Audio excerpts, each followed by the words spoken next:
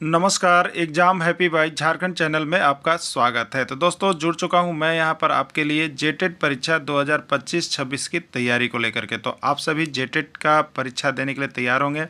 जेटेट परीक्षा बहुत जल्द होने वाली है, तो आप सभी यहां पे क्लासेज के लिए अवश्य जुड़ेंगे। आपको बताते चले, जेटेट में तैयारी को लेकर के बहुत तरह से आपके मन में कौतूहल बना हुआ होगा कि किससे तैयारी करें, कहाँ से तैयारी करें। तो आपको हम बताते चले, जेटेट परीक्षा में यदि आपको परचम लहराना है तो आप झारखंड राज्य के अनुमोदित पाठ्यक्रम JCERT किताब को पढ़ना कभी भी नहीं भूलेंगे। बाहर का प्रैक्टिस सेट लेकर के यदि आप पढ़ रहे हैं तो वो आपके साथ धोखा हो रहा है, ठीक है। तो आप JCERT जैक का किताब ले लीजिए, जो कि आपको झारखंड राज्य के सरकारी विद्यालयों में मिलते हैं।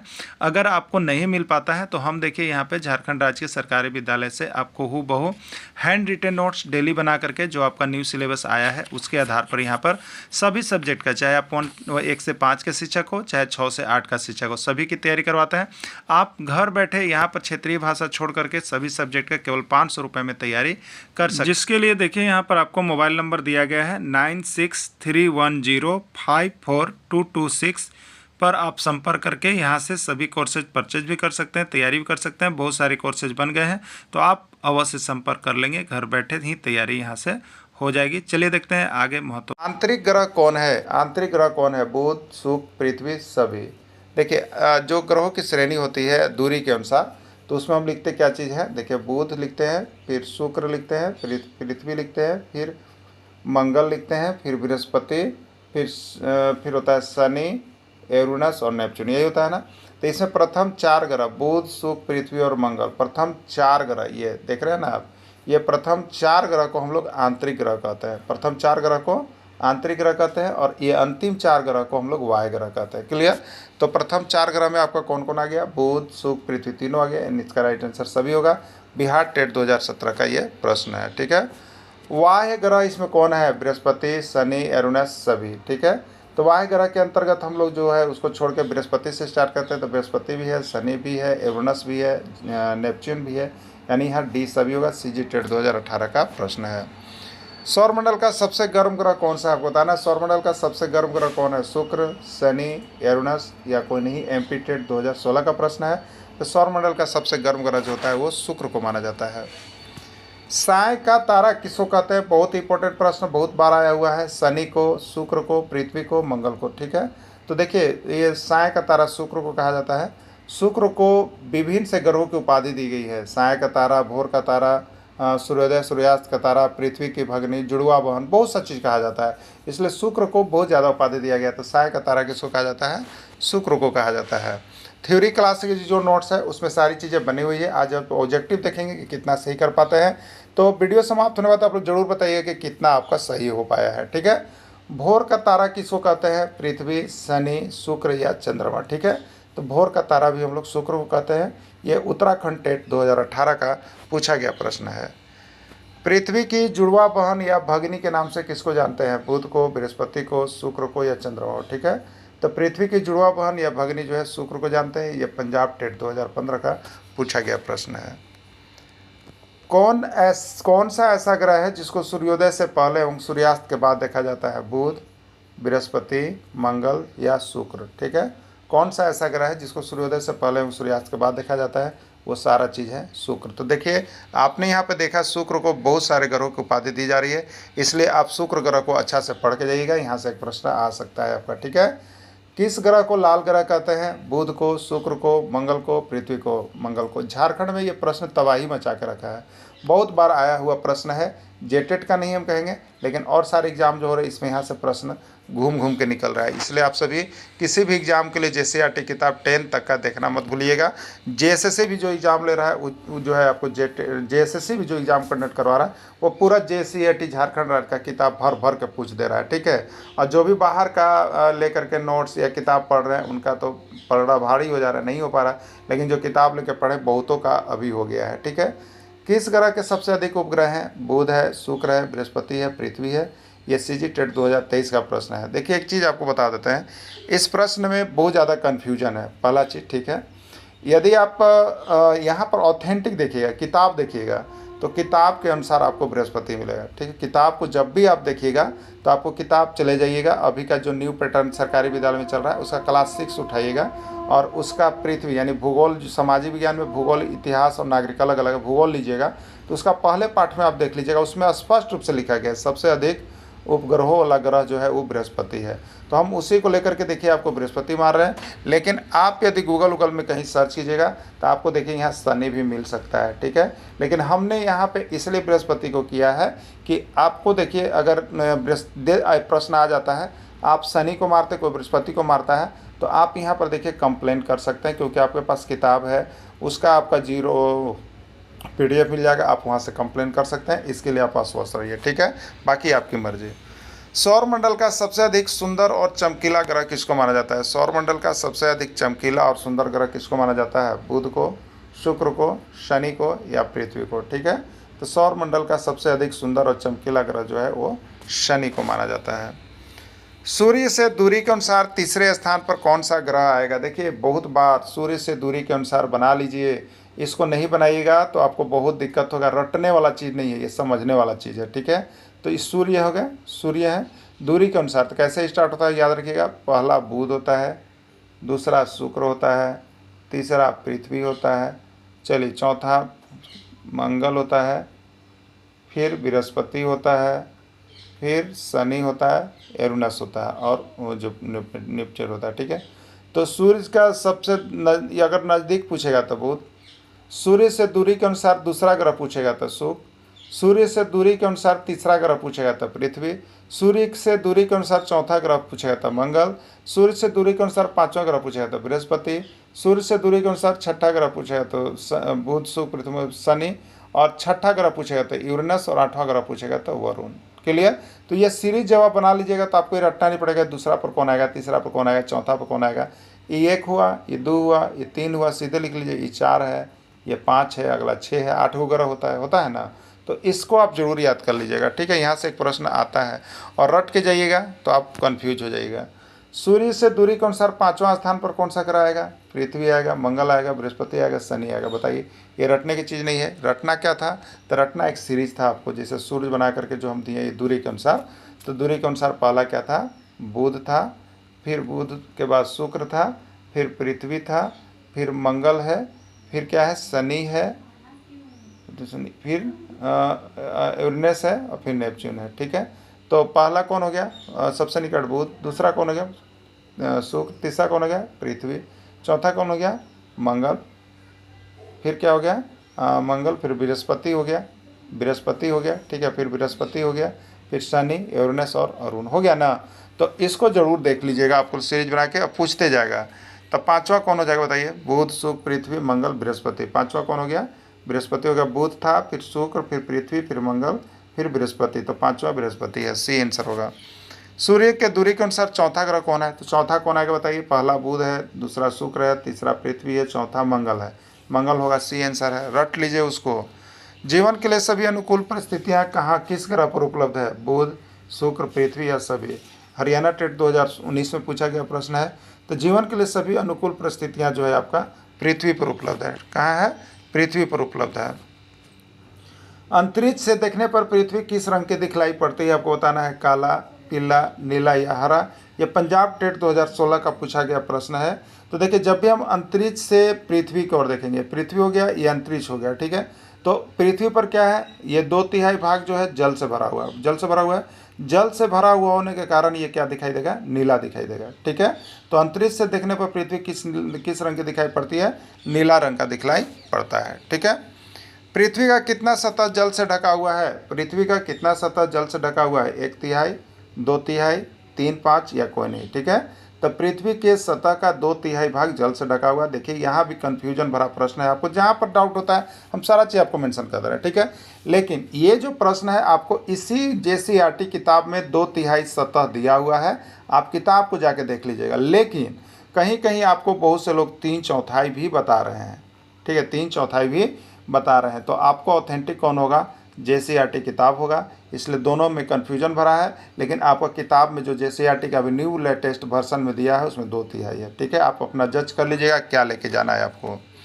नीला ग्रह के नाम से किस ग्रह को जाना जाता है? पृथ्वी, शुक्र, मंगल या बृहस्पति? ठीक है, तो नीला ग्रह के नाम से पृथ्वी को जाना जाता है। उत्तराखंड टेट 2013 का पूछा गया प्रश्न है। ठीक है, पीला ग्रह के नाम से किस ग्रह को जाना जाता है? बुध, शुक्र, बृहस्पति या शनि? ठीक है, तो बृहस्पति को पीला ग्रह के नाम से जाना जाता है। थ्योरी क्लासेज में सभी रंग का सभी कलर आपको दे दिया गया है, वहाँ थ्योरी क्लासेज वाले PDF और वीडियो को देखना नहीं भूलिएगा। पंजाब टेट 2014 का प्रश्न है। पृथ्वी का एकमात्र उपग्रह का नाम बताइए, कौन सा है? बुध है, शुक्र है, शनि है, चंद्रमा है? ये हरियाणा टेट 2018 में पूछा गया प्रश्न था। तो पृथ्वी का एकमात्र उपग्रह कौन सा है? चंद्रमा है। पृथ्वी का एकमात्र उपग्रह चंद्रमा है। चंद्रमा का व्यास पृथ्वी के व्यास का लगभग कितना होता है, आपको बताना है। जो चंद्रमा का डायमीटर है वो पृथ्वी के व्यास का कितना होता है? 1/4, 3/4, 4/5 भाग? कोई नहीं, यूपी टेट 2020 में आ गया था प्रश्न।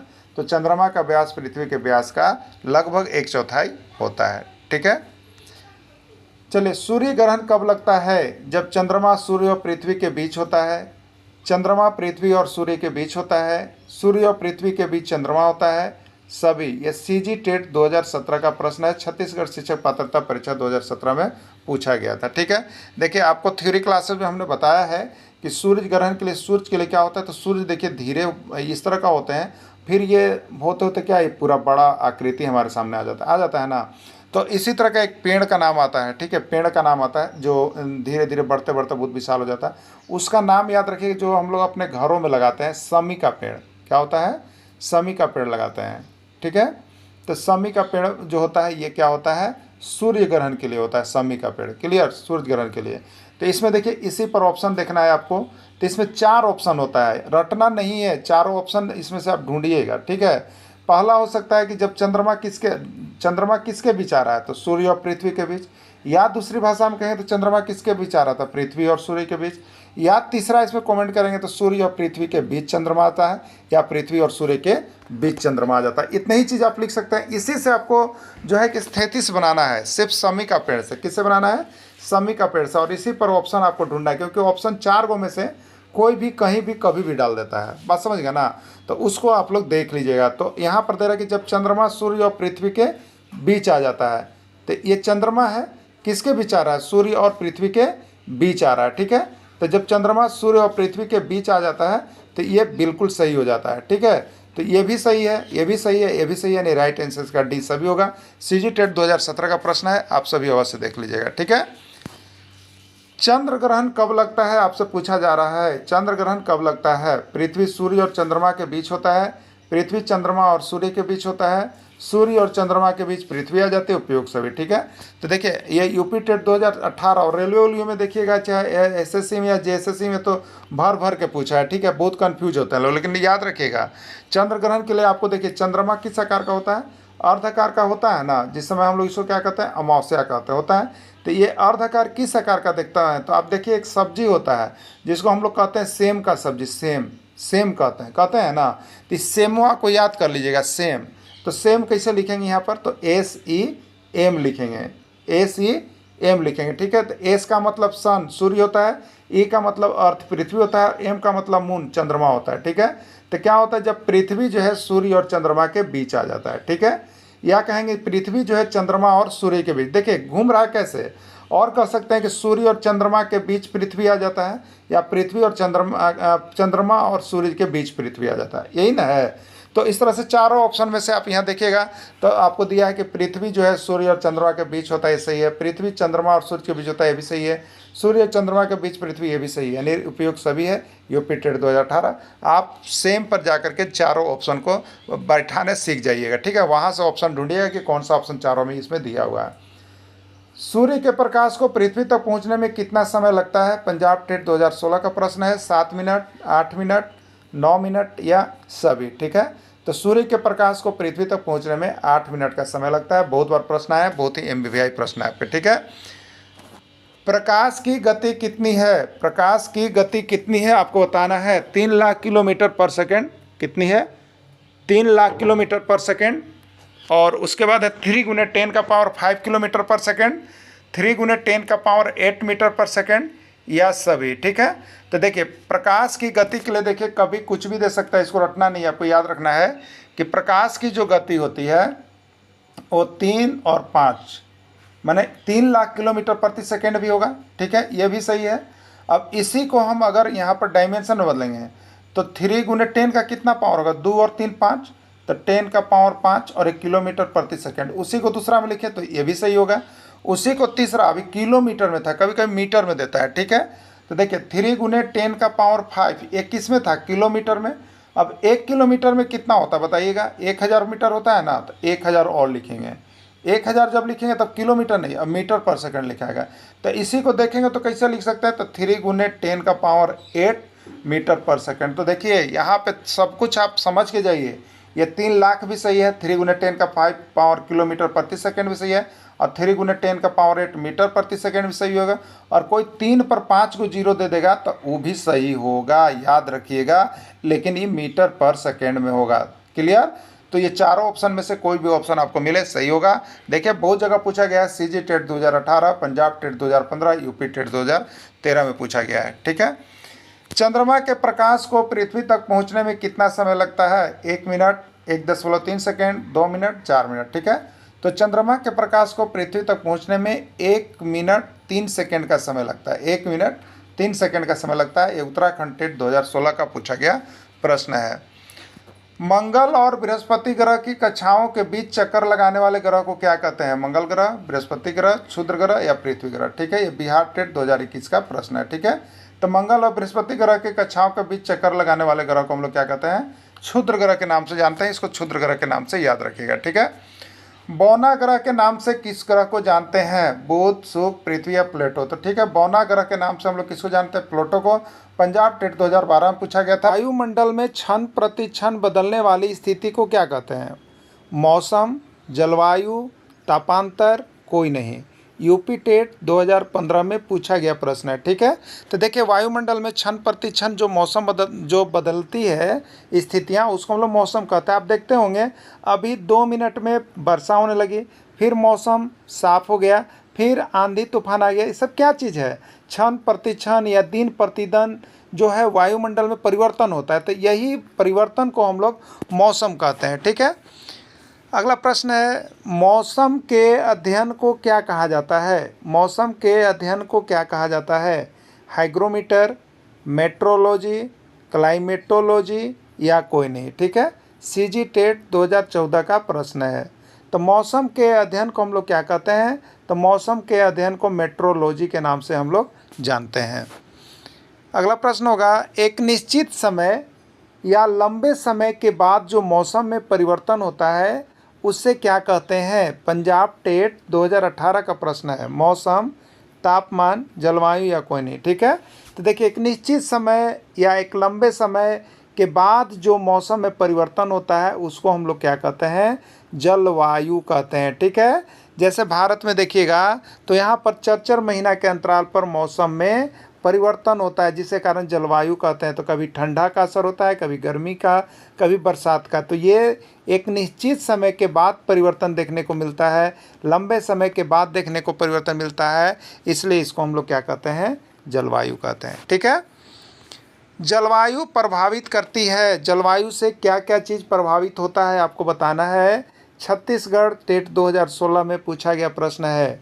मृदा के प्रकार को जलवायु प्रभावित करती है, मनुष्य का भोजन, वस्त्र, आवास को जलवायु प्रभावित करती है, वनस्पति के प्रकार को प्रभावित करती है या सभी। ठीक है, तो जलवायु किसको किसको प्रभावित करती है, तो देखिए जहाँ की जैसी जलवायु होती है वहाँ की मृदा वैसा ही होती है।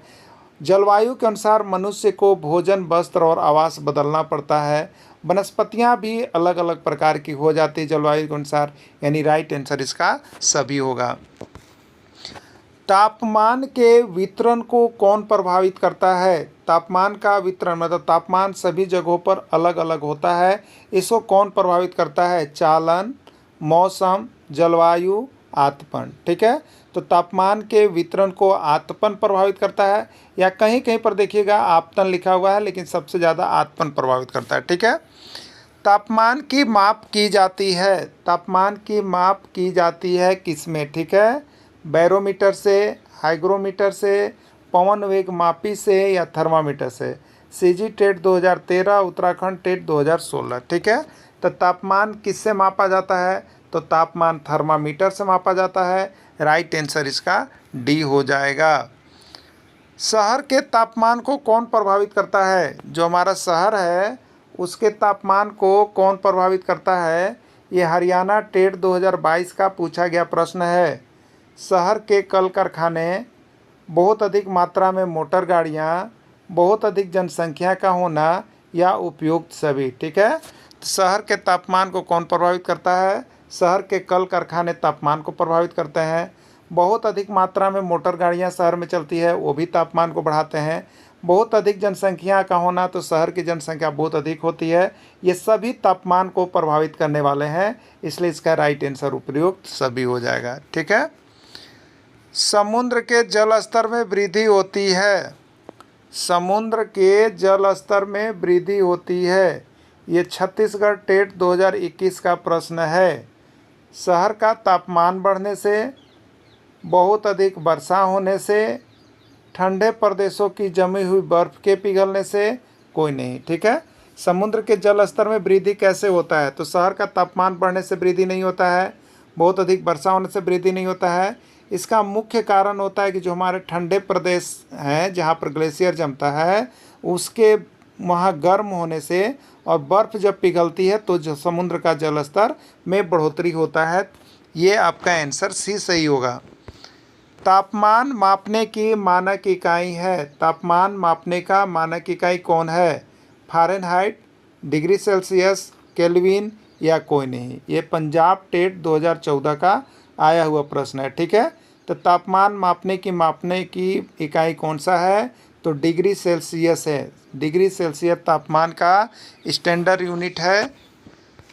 जल कितना डिग्री सेल्सियस पर बर्फ़ बन जाता है? कितना डिग्री सेल्सियस पर जल बर्फ़ बनने लगता है? 0 डिग्री, 50 डिग्री, 70 डिग्री या कोई नहीं। ये सीजी टेट 2013 का प्रश्न है। तो जल 0 डिग्री सेल्सियस जब होता है तो बर्फ़ बनने लगता है।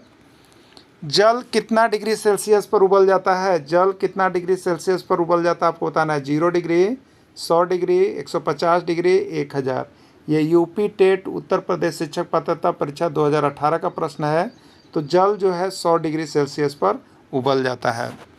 महासागरीय जल में कितने प्रकार की गति होती है? बताइए, महासागरीय जल में कितने प्रकार की गति होती है? ये उत्तर प्रदेश शिक्षक पात्रता परीक्षा 2016 का प्रश्न है। अभी आपको हम बताए भी हैं कि महासागरीय जल में 3 प्रकार की गतियाँ होती है। एक होती है तरंग गति, एक होती है ज्वार गति, एक होती है महासागरीय गति। यानी राइट आंसर इसका क्या होगा? सभी होगा। तो महासागरीय जल में इतनी सभी प्रकार की गतियाँ पाई जाती है।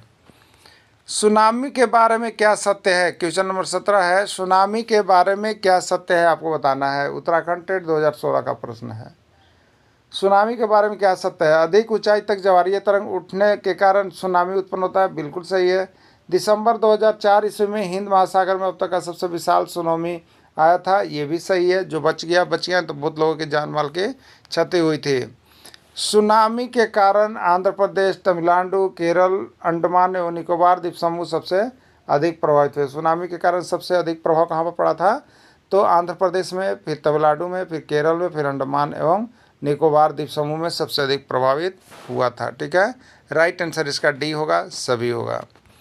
ज्वार भाटा उत्पन्न होता है चंद्रमा के कारण, पृथ्वी के कारण, सूर्य के कारण, सूर्य चंद्रमा की शक्तिशाली गति के कारण। बिहार टेट 2011 का प्रश्न है। ठीक है, तो ज्वार भाटा क्यों उत्पन्न होता है? तो ज्वार भाटा जो है सूर्य, चंद्रमा और पृथ्वी के शक्तिशाली गुरुत्वाकर्षण बल के कारण उत्पन्न होता है। इसका राइट आंसर डी हो जाएगा। किसी कल्चर का संबंध किससे है? मत्स्य पालन, कृषि कार्य, अंगूर उत्पादन या कोई नहीं। ठीक है, देखिए पिसिकल्चर अभी हमने इसको कृषि पाठ में आपको दिखाया था भूगोल में। ठीक है, कृषि पाठ भूगोल पढ़ना है। लेकिन पहले जो यहाँ पर आए हुए प्रश्न है उसमें ये प्रश्न ईवीएस में आपको यूपी टेट में पूछा हुआ है। ठीक है, तो आपको देखिए लग रहा होगा कि सर कभी कभी जो हमारे साथ जुड़े हुए हैं उनको हमने ज्योग्राफी सेशन का भी प्रश्न भेज दिया है। ठीक है, तो देखिए ईवीएस जो होता है वो 2 चीज़ का जरूर कॉम्बिनेशन है, एक ज्योग्राफी का है और एक बायोलॉजी का है। इसको आपको ढंग से पढ़ लेना है। ये नहीं कि जितना झारखंड सरकार सिलेबस है उतना तो आप देख ही लिए, लेकिन देखिए 30 में अगर आपको 30 लाना है या 25 लाना है तो थोड़ा सा हट के भी आपको पढ़ना पड़ेगा। ठीक है, पढ़ना पड़ेगा, मतलब झारखंड राज्य का ही किताब पढ़ना पड़ेगा।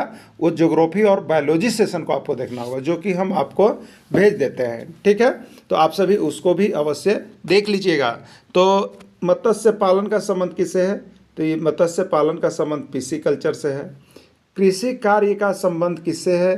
तो कृषि कार्य का संबंध एग्रीकल्चर से है। अंगूर उत्पादन का संबंध किससे है?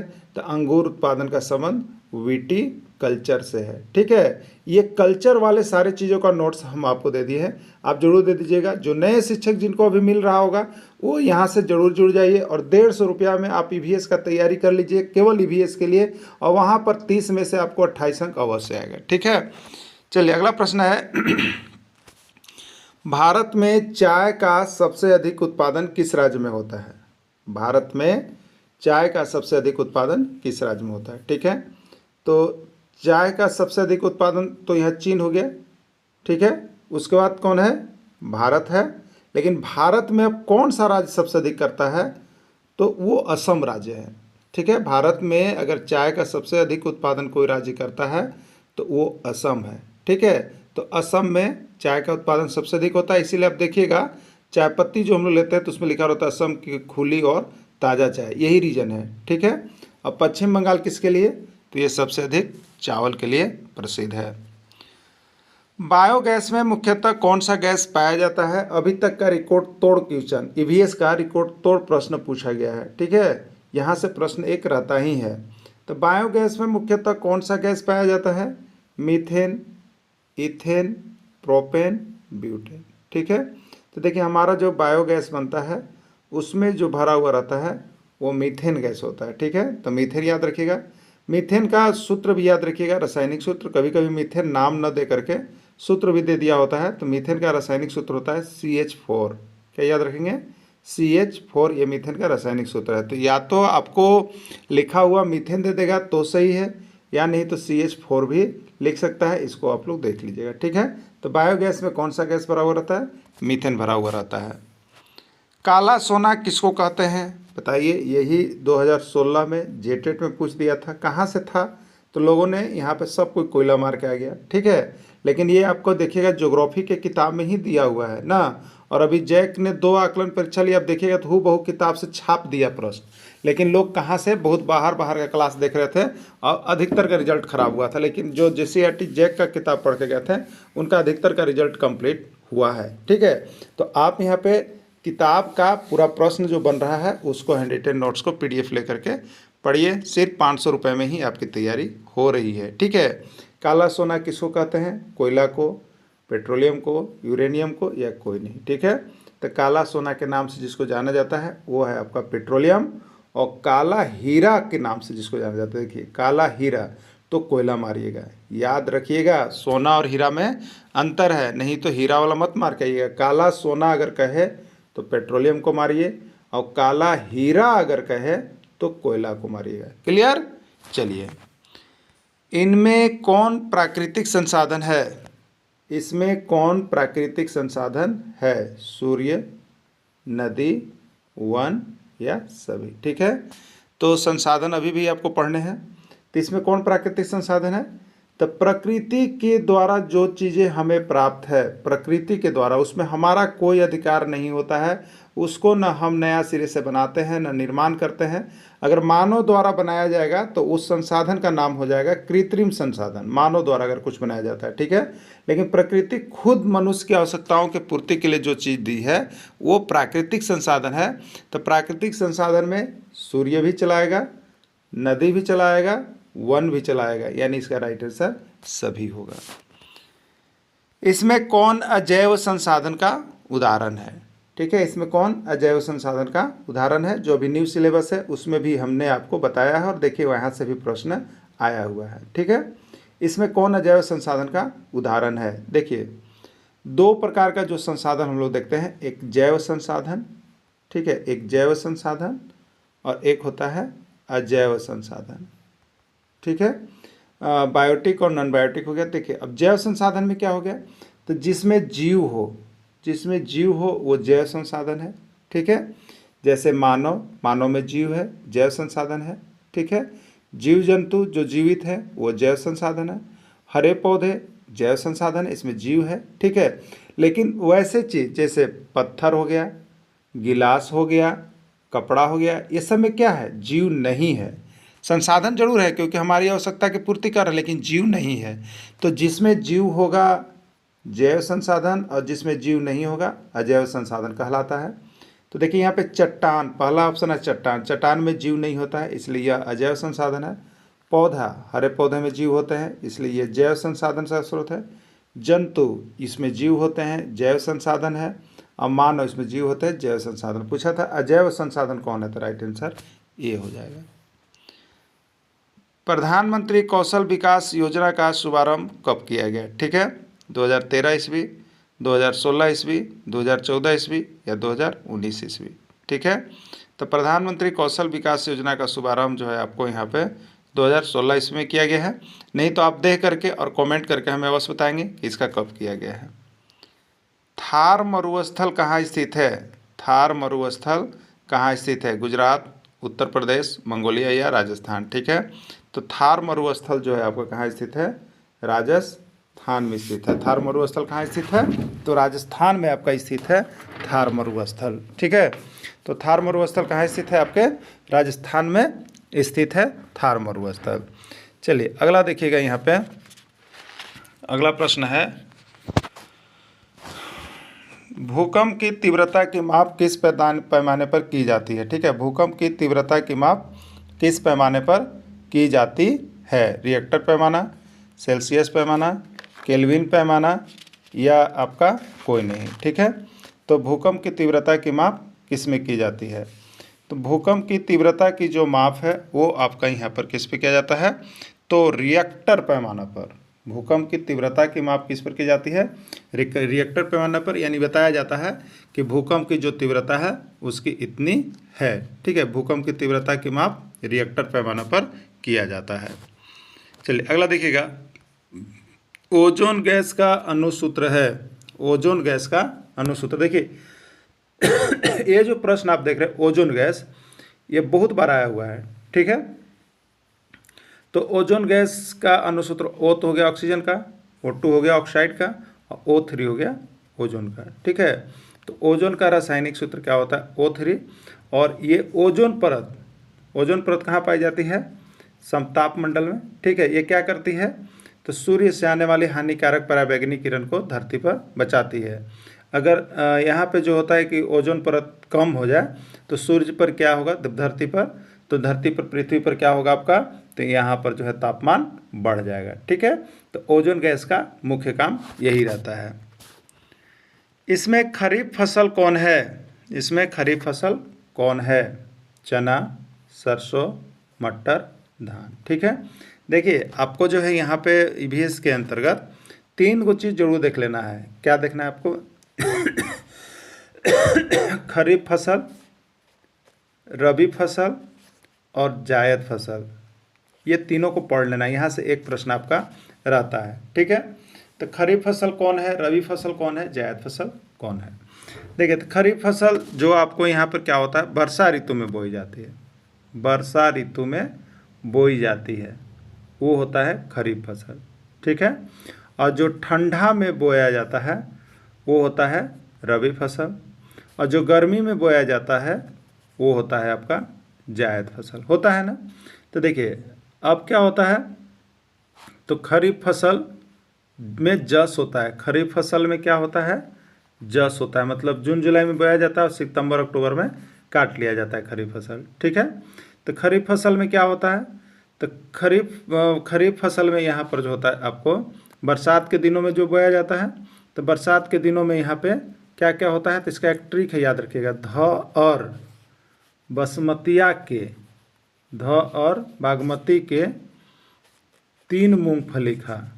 ये खरीफ फसल आप इससे याद कर लीजिएगा, खरीफ फसल कौन कौन होता है। तो ध से देखिएगा धान, ये खरीफ फसल है, ध से देखिएगा धान, ये खरीफ फसल है और वर्षा ऋतु में बोई जाती है। अरहर, अरहर जिसको हम लोग रहर का दाल कहते हैं, ये अरहर, ये भी खरीफ फसल है। फिर देखिएगा बा से देखिएगा बाजरा ना, ग से देखिएगा गन्ना, म से देखिएगा मक्का, ठीक है। और उसके बाद देखिएगा के यहाँ पर 3 है, ये 3, तो 3 से उड़द ऐसे लिखाता है, उड़द। अब मूंगफली से मूंगफली, ठीक है। तो ये सब जो है खरीफ फसल है, इसको आप ऐसे याद कर सकते हैं, ठीक है। देख लीजिएगा, तो खरीफ फसल एक आपको आता है। तो इसमें राइट आंसर कौन हो जाता है? खरीफ फसल कौन है इसमें? खरीफ फसल कौन है? तो आपका हो जाएगा इसका राइट आंसर धान हो जाएगा, ठीक है। चना रवि फसल है, मटर रवि फसल है, सरसों रवि फसल है। खरबूजा किस प्रकार के फसल का उदाहरण है? जो आप खरबूजा देखते हैं किस फसल का उदाहरण है? खरीफ फसल, रवि फसल, जायद फसल, कोई नहीं। बताइए खरबूजा कब आता है? अगर बरसात के दिन में आता होगा, मास लेवल पर जो एक सीजन माना जाता है, तो खरीफ फसल होगा। तो खरबूजा तो बरसात में आता नहीं है। रवि फसल ठंडी में भी नहीं है। इसका सबसे जो माना जाता है वो देखिएगा मार्च अप्रैल से शुरू होता है, तो गर्मी में शुरू होता है, इसलिए ये जायद फसल में जाएगा। खरबूजा किस में जाएगा? जायद फसल में चला जाएगा। नदी का जल सर्वाधिक प्रदूषित होता है। जो हमारा नदी है उसका जल कैसे सबसे अधिक प्रदूषित होता है, ये प्रश्न पूछा जा रहा है, ठीक है। नदी का जल सबसे अधिक प्रदूषित कैसे होता है? मिट्टी में कीटनाशक के प्रयोग से, पर्वतीय जल से, बर्फ पिघलने वाले जल से, कोई नहीं। कैसे होता है, ठीक है। तो देखिए नदी का जल तो पर्वतीय जल से प्रदूषित नहीं होता है। पर्वतीय जल तो शुद्ध जल होते हैं, ये अच्छे माने जाते हैं। बर्फ पिघलने वाले जल से, तो इससे भी नदी का जल प्रदूषित नहीं होता है, ठीक है। ये तो जल को शुद्ध करते हैं। अब यहाँ पर एक ऑप्शन बचा मिट्टी में कीटनाशक के प्रयोग से। देखिए ये इसका बेस्ट ऑप्शन है, क्योंकि हमने मिट्टी में हम लोग क्या करते हैं, जब कृषि करते हैं या कोई भी कचरा होता है उसको हम लोग ज़मीन फेंक देते हैं। लेकिन वर्षा ऋतु में क्या होता है, वही सारा कचरा जो होता है जाकर नदी में मिल जाता है और वही क्या करता है, नदी के जल को सबसे अधिक प्रदूषित करता है। तो नदी का जल सबसे अधिक प्रदूषित होता है। इसका राइट आंसर ये होगा, मिट्टी में कीटनाशक के प्रयोग से। ध्वनि की तीव्रता को मापा जाता है। ध्वनि की तीव्रता को मापा जाता है डेसिबल में, फ़ारेनहाइट में, थर्मामीटर में, कोई नहीं, ठीक है। तो अभी आप इसके पहले एक प्रश्न देखे थे कि भूकंप की तीव्रता किस में मापी जाती है, ठीक है। भूकंप की तीव्रता तो हम लोगों ने उसको देखा था रिएक्टर पैमाना पर। भूकंप की तीव्रता किस पर मापी जाती है? रिएक्टर पैमाना पर। तो ध्वनि की भी एक तीव्रता होती है, उसको मापा जाता है डेसिबल में, याद रखिए। ध्वनि की तीव्रता डेसिबल में और तापमान जो है वो फ़ारेनहाइट में, ठीक है, या सेल्सियस में हम लोग करते हैं। और थर्मामीटर से शरीर का ताप मापा जाता है। तो राइट आंसर ध्वनि की तीव्रता ये डेसिबल में मापा जाता है। विटामिन ए की कमी से कौन सा रोग होता है? देखिए विटामिन वाला प्रश्न तो 100% आएगा, जिसमें ए, बी, सी, डी, ई और के, यही पढ़ना है। ए, बी, सी, डी, ई, के, इतना से याद रखिएगा। इसका नोट्स, पीडीएफ, वीडियो सब कुछ आपको ट्रिक से दे दिया है। वो सारा चीज़ आप देख करके ही एग्ज़ाम में जाएंगे। ऐसे तो देखिए हमने आपके लिए एक अभियान चलाया है कि सभी को जेटेट पास करवाने का मेरा लक्ष्य है, और वो भी सिर्फ और सिर्फ आपको केवल 500 रुपये में ही यहाँ क्षेत्रीय भाषा छोड़ के सभी सब्जेक्ट की हम तैयारी आपको इस कदर करवा रहे हैं, जो कि आपको मिसाल कायम होगा। आप सभी जहाँ जुड़ना है जुड़िए, जुड़ के देखिए, लेकिन एक बार यहाँ जब देखिएगा तब आपको लगेगा, ठीक है। तो चीप रेट, कम प्रश्न पढ़ के अधिक तैयारी यहाँ से ही आपको करने में फ़ायदा होगा, ठीक है। विटामिन ए की कमी से कौन सा रोग होता है? तो यहाँ पे दिया है रतौंधी, बेरी, स्कर्वी। यहाँ से भी जेटेट में प्रश्न पूछा था 2012 में, 2016 में भी एक प्रश्न आया था। मतलब विटामिन से एक प्रश्न आ ही रहा है, ठीक है। और ये कहाँ मिलेगा? तो आपका क्लास 6 में जाइएगा JCERT का, और वहाँ पर विज्ञान पाठ बायोलॉजी सेशन में आपको भोजन के पोषक तत्व पाठ का नाम है, वहाँ पर इसको आप देख सकते हैं, ठीक है। तो विटामिन ए की कमी से, तो यहाँ पर देखिए विटामिन ए की कमी से रतौंधी, बी की कमी से बेरी और सी की कमी से स्कर्वी होता है। तो आपसे पूछा है रतौंधी विटामिन ए की कमी से, तो रतौंधी इसका राइट आंसर ये हो जाएगा। खतरा का रंग होता है, देखिए प्रश्न पूछा हुआ था, खतरा का रंग होता है लाल, पीला, हरा या कोई नहीं, ठीक है। खतरा का रंग कैसा होता है? तो यहाँ पर देखिए खतरा के लिए जो है लाल रंग का प्रयोग किया जाता है। आप देखते होंगे जब भी आप सफ़र करते हैं, अगर रेलवे में सफ़र कर रहे हैं तो वहाँ पे देखिएगा 3 तरह का, एक लाल होता है, एक हरा होता है और एक पीला टाइप का होता है, 3 कलर होता है। तो ये लाल मतलब गाड़ी रोक देना है, और ये जो पीला होता है मतलब ये सिंगल अप बता रहा है कि आप गाड़ी को खोल सकते हैं, और हरा है मतलब आप डायरेक्ट जा सकते हैं, रुकना नहीं है, ठीक है, डायरेक्ट सिग्नल है। तो ये तीनों रंग को याद रखिएगा। तो खतरा का रंग कैसा होता है? खतरा का रंग लाल होता है। राइट आंसर इसका ये होगा। इसमें शाकाहारी कौन है? इसमें शाकाहारी कौन है? कौवा, कुत्ता, हिरन, कोई नहीं, ठीक है, कोई नहीं। तो कौवा को तो आप देखते होंगे यह शाकाहारी और मांसाहारी दोनों है। कुत्ता को भी आप देखे होंगे, यह शाकाहारी और मांसाहारी दोनों है। लेकिन हिरन जो है केवल हरी घास को खाती है। हिरन केवल हरी घास को खाती है, ठीक है। तो जो हरे घास को खाते हैं वो प्राथमिक उपभोक्ता के नाम से जाने जाते हैं, ठीक है। तो हिरन प्राथमिक उपभोक्ता भी है।